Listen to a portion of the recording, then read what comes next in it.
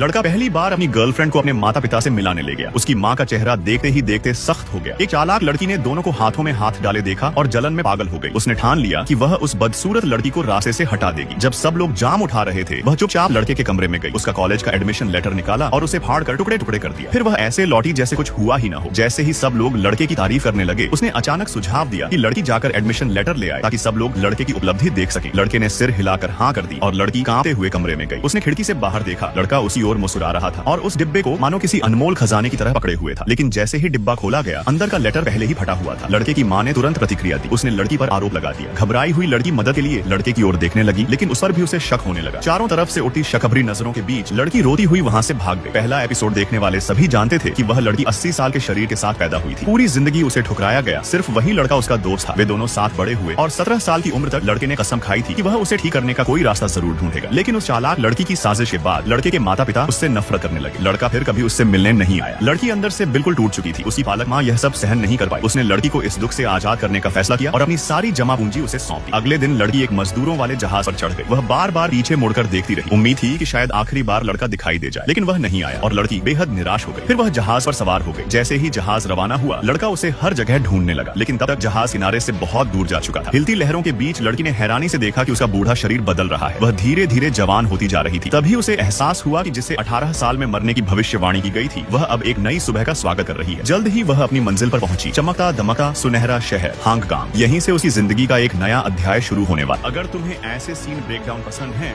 Next part में और detail मिलेगी।